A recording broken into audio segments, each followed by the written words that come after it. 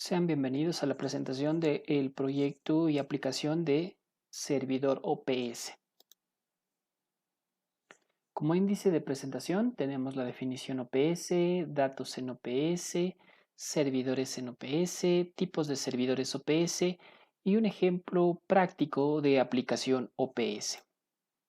Definición OPS. Es una tecnología de comunicación industrial que utiliza una arquitectura cliente-servidor, el mismo que posee una fuente de datos y responde a solicitudes de un cliente OPS que lee y manipula esta información. Utiliza una tecnología COM y DECOM para llevar los paquetes de comunicación entre aplicaciones. ¿Por qué es necesario OPS? En el siguiente esquema podemos observar a priori algunos de los problemas que se presentan al no utilizar una tecnología OPS. Uno de ellos es que el software drive, como podemos observar, cada uno del software drive asociado a los dispositivos es dependiente de estos dispositivos. Al agregar nuevos dispositivos o hacer cambios en esos dispositivos, nosotros también debemos cambiar o hacer cambios en ese software drive. Tenemos también que en la comunicación de la aplicación con los drivers existen varios enlaces de comunicación. Esto, al agregar nuevos software drive y aplicaciones que nosotros queremos comunicar, representa un problema ya que debemos añadir nuevos enlaces de comunicación. Pues bien, ¿cómo resuelve OPC este problema? En el esquema siguiente podemos observar que para la comunicación de las aplicaciones con el software drive se utiliza lo que es buses de campo. En este caso, podemos ver que entre las ventajas se establece un estándar, disminuye la inversión de drivers, ya que cada uno del software drive es independiente de los dispositivos. La integración entre distintos fabricantes, ya que podemos integrar distintos dispositivos de diferentes fabricantes como Siemens, Allen Bradley, etc. Y una menor dependencia del hardware, ya que como habíamos mencionado, son independientes el software drive de los dispositivos. Datos en OPS. Podemos encontrar los siguientes tipos de datos, de tipo simple y tipo complejos. En los tipos simples manejamos el bool, true or false, byte, word, the word, float, double, signe y unsigned, signo sin signo. Y los tipos complejos como los ya conocidos arreglos de los tipos simples, manejo de cadenas tipo string y datos estructurados. Las categorías de los tipos de datos podemos ver las siguientes categorías: datos de tipo tiempo real, datos históricos, alarmas y eventos, en los cuales vamos a ampliar más información en cuanto al OPS Access Data, conceptos de la tecnología OPS cliente-servidor y definición de datos. OPC Access Data Historical, tenemos una visión general y propósito de la tecnología del histórico de datos, y OPC Alarmas y Eventos, el cual tiene como propósito de las alarmas y tecnología de eventos y una metodología de alarmas, eventos, acuse de recibo y consulta y áreas. Servidores OPS. ¿Qué es un servidor OPS? Pues bien, un servidor OPS es una aplicación de software, un driver estandarizado desarrollado específicamente para cumplir con una o más especificaciones OPS. La palabra server en OPS Server no hace referencia en absoluto al ordenador, donde ésta se estará ejecutando, sino más bien hace referencia a la relación con el cliente OPS. Como habíamos mencionado, los servidores OPS es en donde se concentran las fuentes de datos que son requeridas por los clientes OPS, los mismos que manipulan y leen esta información. ¿Qué hacen estos servidores OPS? Estos servidores OPS son conectores que se pueden asimilar a traductores, muy importante, entre el mundo OPS y los protocolos nativos de una fuente de datos. Retomo la palabra traductores, ya que los servidores OPS son traductores, ya que traducen las solicitudes que le llegan de los clientes OPS y las traducen a protocolos nativos para que éstas puedan ser procesadas todas estas fuentes de datos. ¿Con qué tipos de fuentes de datos puede comunicar un servidor OPS? Pues bien, los servidores OPS pueden comunicar prácticamente con cualquier fuente de datos cuyos datos puedan ser leídos o escritos por medios electrónicos. Entre esas fuentes de datos, lo que nosotros podemos encontrarnos son los ya conocidos PLC, los DCS o sistemas de control distribuido, RTU, unidades terminales remotas, también sistemas de medición, entre ellas los sensores, páginas web, bases de datos, entre otras. Vamos a ver también la anatomía conceptual de un servidor OPS. ¿Qué encontramos en la anatomía conceptual de un servidor OPS? Pues bien, aquí es en donde vemos la forma en que trabajan tras bambalinas estos servidores OPS.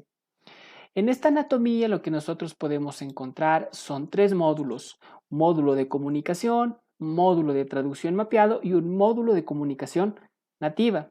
En este sentido, vamos a hablar primeramente del módulo de comunicación OPS, muy importante ya que es el responsable de comunicar adecuadamente con un cliente OPS. Se encarga de que todas las especificaciones, todos los requerimientos entre cliente-servidor sean compatibles.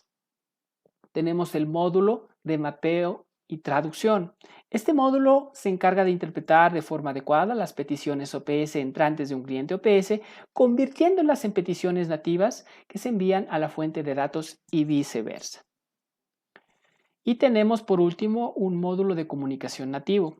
El servidor OPS debe emplear el método de comunicación más eficiente con la fuente de datos. En algunos casos esto implica comunicar con la fuente mediante su protocolo propietario de datos, mientras que en otros casos esto significa comunicar a través de una interfaz de programación de la aplicación conocida como API. Tipos de servidores OPS. En los tipos de servidores OPS encontramos los servidores de acceso a datos, OPS, que se componen de varios objetos: servidor, grupo e ítem. ¿Qué es un grupo? Un grupo permite a los clientes OPS ordenar las fuentes de datos. En este caso son de dos tipos: grupo público y grupo local. El grupo público responde a varios clientes OPS, mientras que el grupo local únicamente a un cliente. Tenemos que los ítems en este caso son valores o son condiciones que pueden ser permanentes o variar en el tiempo. Estos servidores también decimos que su función es la de mantener la información sobre sí mismo, unificando los datos en un grupo. Pues bien, aquí podemos ver un esquema en el cual observamos que un grupo se compone de varios ítems. Puede ser 1, 2, 3, 4 ítems. Como habíamos mencionado, estos ítems son valores o condiciones que se encuentran albergadas dentro de lo que es un grupo. Vemos también los servidores de alarmas, condiciones y eventos OPS, los cuales proveen de mecanismos que notifican a los clientes de la ocurrencia de eventos y condiciones de alarma. Y los servidores de acceso a datos histórico, que acceden a datos proporcionados por dispositivos físicos en forma directa. Aquí podemos ver un esquema en el cual nos indica un servidor de interfaz de acceso a datos histórico, por sus siglas OPCHDA, el mismo que facilita ese acceso a datos históricos en forma directa mediante lo que es programación en Visual Basic o Visual C++. A continuación, vamos a ver un ejemplo práctico de una aplicación OPS. Ahora les voy a mostrar un ejemplo práctico de aplicación OPS para la conexión entre un PLC y un HMI, para lo cual se utilizará 4 programas: TIA Portal para la programación de un PLC S7500, Neto PLC Sim, que nos permitirá acceder a dicho PLC desde la red, AutoSim 200, que es un software que permite simular circuitos neumáticos y hidráulicos y tiene un entorno 3D para visualizar mejor el proceso, y el software Ignition, que permite crear la conexión OPC y desarrollar la HMI. En este ejemplo, el proceso se trata de realizar 4 agujeros en planchas de madera, justo en las esquinas como se observa en la imagen, para lo cual se necesita 4 cilindros, 3 neumáticos, 1 hidráulico y un taladro. El cilindro hidráulico permitirá bajar y subir la herramienta, mientras que los cilindros neumáticos permiten desplazar la tabla hasta las posiciones donde deben realizarse los agujeros. Los cilindros B y C se encuentran conectados, dado que esta aplicación permitiría realizar agujeros en 2 tipos de planchas, rectangulares y cuadradas. Cuando sea una plancha rectangular, solo se desplaza B, mientras que si es cuadrada, se desplazan B y C. Ahora les voy a mostrar las configuraciones que se necesitaría realizar dentro de estos programas para realizar toda la conexión. Partiendo con TIA Portal, lo que se debería realizar es activar esta opción que nos permite acceder a los datos de forma remota, mientras que en Ethernet Address se debe ingresar una dirección IP que se encuentre dentro de la misma subred que está en nuestra computadora. Aquí entonces, una vez hecho esto, se carga al PLC, que en este caso es simulado mediante PLC Sim. Una vez cargado el programa, ahora se debe abrir NettoPLC Sim como administrador y se debe crear un servidor, una estación de servicio. Aquí se debe ingresar la URL de nuestro computador, 192.168.100.22, y en PLC Sim escogemos el que acabamos de crear. Y aquí se escoge la opción 1 que se usa para PLC S7200 y S7500. Una vez hecho esto, se pone en iniciar servicio y ya. Ahora la configuración en AutoSim, únicamente ya realizado el circuito neumático hidráulico con los cilindros y las electroválvulas, se asigna variables a cada electroválvula. Se escogió bisolenoide para poder controlar la dirección de un lado a otro, y también se asigna variables a los fines de carrera. Estas variables son asignadas en este apartado donde dice tabla de símbolos, y se le asigna una variable específica a cada uno. Para realizar la conexión con el NettoPLC y poder comunicar el PLC como tal y AutoSim, se va a esta pestaña en PC, drivers de entrada y salida, y se declara, se crea un driver, este en específico que es S7net, y en las configuraciones de este se ingresa todas las variables que se necesita, ingresando la misma dirección que se creó en TIA Portal y la dirección que acabamos de ingresar en AutoSim. Con esto ya se tendría conectado AutoSim y PLC como tal. Ahora, en cuanto a Ignition, Ignition es un programa de sistema escala que nos permite recabar datos, ver la evolución de las variables en tiempo real, controlar bases de datos, entre otras cosas. Entonces, este programa puede ser descargado desde la página oficial de Inductive Automation. Aquí se puede obtener una versión trial, dando aquí clic en la opción de download para Windows. Este pesa aproximadamente 1.5 GB, yo ya lo tengo instalado y tengo descargado y se encuentra aquí. Al dar al instalador, únicamente se sigue los pasos de dar siguiente, y en una parte se debe crear una cuenta para poder disponer del servicio. Una vez hecho esto, para acceder a la pantalla principal de este programa, en una pestaña del buscador solo se escribe localhost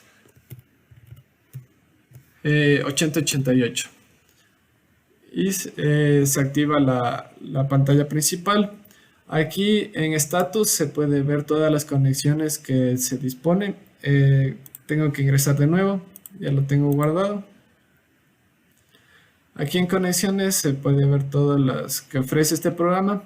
La que nos interesa en específico es OPC Connections. Por defecto, cuando se instala ya viene creada la conexión, pero de no ser el caso, una vez que se da a crear una nueva conexión, También se puede crear aquí en configuraciones, crear nueva conexión. Aquí se escoge el tipo de protocolo, el último que es OPC UA, que es soportado por PLC S7 de Siemens. Aquí en el endpoint URL, lo recomendable es copiar el ejemplo que nos da el Ignition como tal. Este es para acceder al puerto que va a permitir tomar todos los servicios que ofrece el servidor. Entonces aquí copiamos, next. Aquí escogemos el servidor, next, y aquí se muestra un resumen de todas las configuraciones que hicimos. Como yo ya lo tengo creado, no le voy a dar en finalizar. Aquí, luego ya de haber creado la conexión a PC, se debe crear los dispositivos. Entonces aquí en Device se debe crear el PLC. Yo lo tengo creado uno, pero se puede crear todos los PLCs que uno necesite. En crear un nuevo PLC, aquí hay varios tipos de marcas como Allen Bradley o Omron. PLCs que no están en la lista pueden ser comunicados por Modbus RTU, TCP. Por ejemplo, aquí nosotros vamos a usar el S7500. Aquí se le puede dar un nombre, Siemens, por ahora voy a poner Siemens.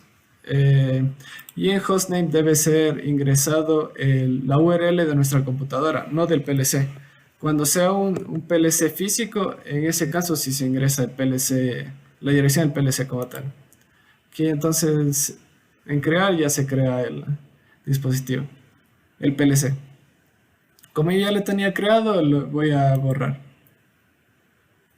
Confirmo.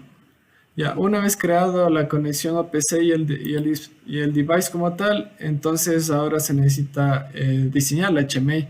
Para ello, aquí en el botón de la derecha dice obtener el diseñador y para descargar el programa. Yo ya lo tengo descargado. Este sería el instalador que igual una vez que se abre ya solo se da siguiente y ya se instala el programa. Es igual bastante rápido. Esta sería la interfaz del programa. Aquí se escoge el servidor que acabamos de crear. Se da en abrir.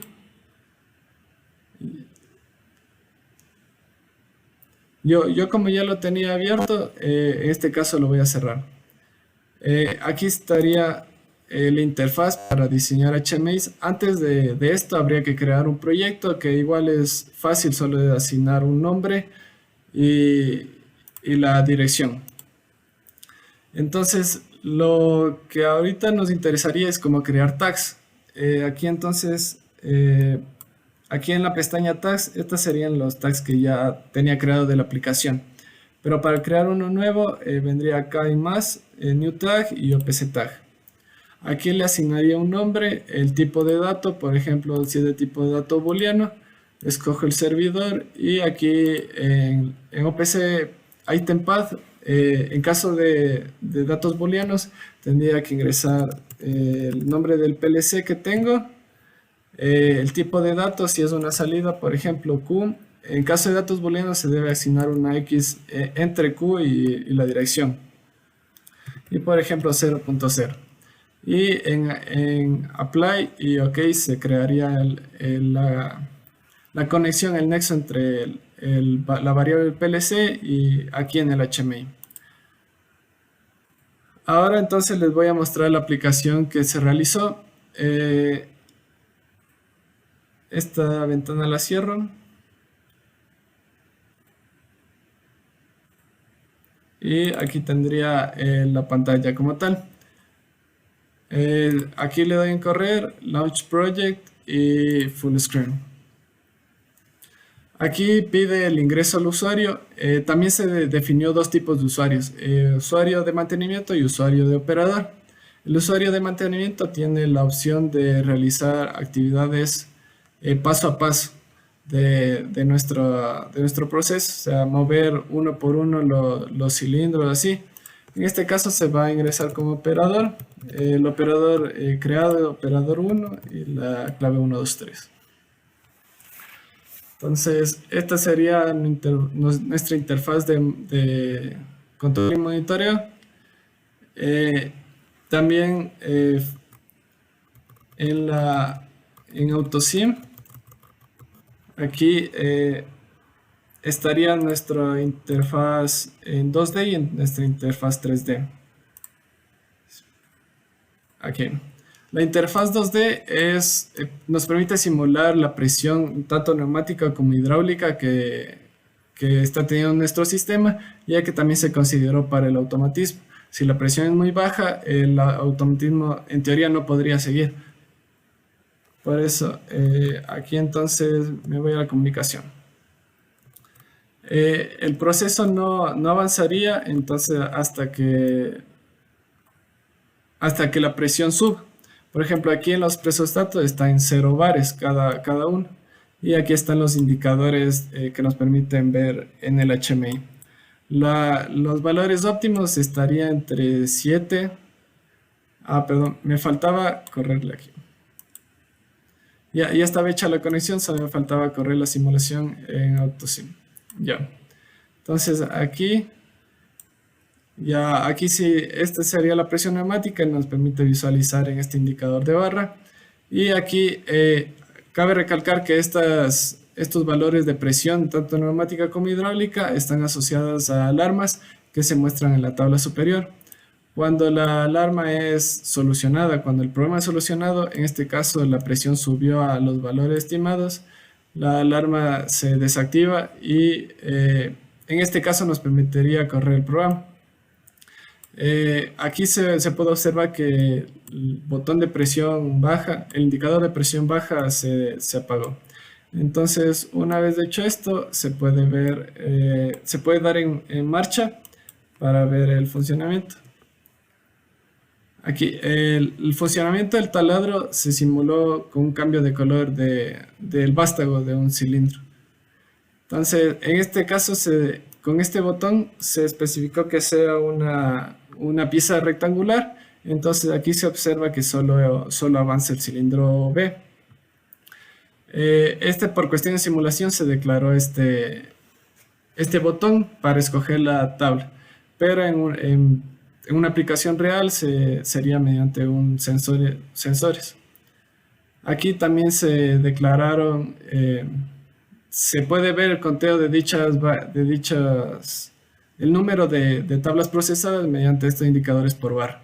Entonces aquí podría cambiar a que sea una pieza cuadrada, en la simulación se cambia e igual se puede ver cómo ahora sí se mueve ese, para que en este caso sí se realicen los agujeros donde debería realizarse. También se cuenta con un botón de paro, donde se detiene el proceso donde se quedó y con marcha se continúa en el mismo punto. También tiene un paro de emergencia que igual detiene el automatismo, y para rearmar el proceso se debe dar marcha por 3, se debe aplastar marcha. Entonces ahí se realiza la acción de rearma, donde todos los cilindros regresan a su posición original. Por último, digamos, cuando está funcionando el proceso, si la presión de nuestro sistema baja a los valores que no debería funcionar, el automatismo igual se detiene. Ahí se puede observar cómo se apaga el taladro. Entonces, si yo lo subo de nuevo, continúa el proceso como donde se quedó. Y ese sería nuestro ejemplo práctico. Muchas gracias.